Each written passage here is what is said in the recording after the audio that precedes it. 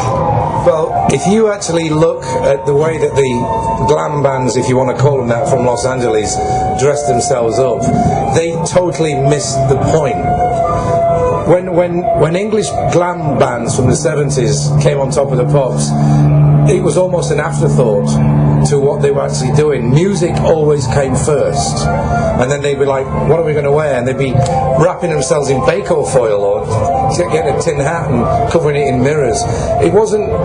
Bowie was very image driven, and maybe the music came second, but a lot of the other bands, it was always about the music. The image thing was just something that they did to just upstage other bands on top of the pops. That's what they used to do. So we were never driven to do the mascara thing, or whatever these bands did.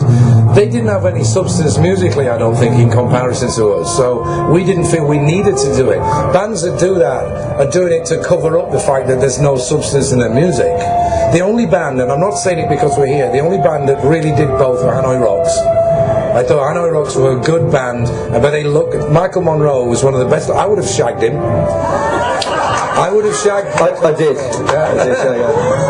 I like Michael. I think he's sexy, and I'm not gay. And I think Andy McCoy does the best kind of Keith Richards, so much better than Motley Crue or Poison or any of those bands. They were real. The rest of the guys, it was all a bit fake for me. Hi, Bret. Hi, Bret. Here. Okay, gotcha. I'm Dimitris from Greece. Yes. I've done a question to Rat this afternoon.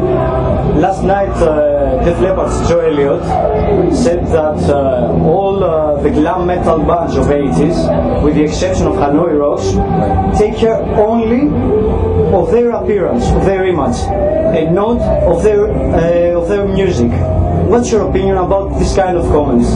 Well, I can't, I didn't hear the comment, but I can say this. I mean, all I do is I sit around and play music and do stuff, and I know Def Leppard, for some reason they got on a kick of wanting to knock every band. My thing in life is not about knocking any music. I mean, obviously, I'm saying this for Poison.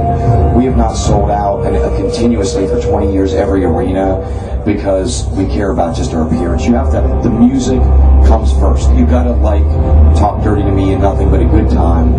And then if I want to go out on stage and throw out a good show and play, first of all, that band shouldn't be knocking anyone about their music, since they just did a show called Dancing with the Stars in the U.S. and got crucified because they fucking lip synced the entire show. So before they bust anyone's balls, I've never lip synced a fucking thing in my life, ever.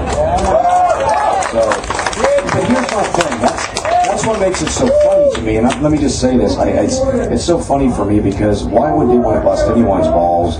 It's all of us trying to make music and do it together, and I think if you're going to go out and crucify somebody, you better, before it's like the pot calling the kettle black. You know what I'm getting at? I mean, it's one of those things, but I have nothing against them. I like their music, and I'm sorry they feel that way. I think there's, and I don't want to put Hanoi Rocks down. I know a couple of their songs, and I thought they had really good music, but I think Poison, when you see us tonight or we play, I mean, there's nothing, you walk around our stage, there's nothing we hide, man. We've got, everyone's out there singing and playing, for better or for worse. It's all real.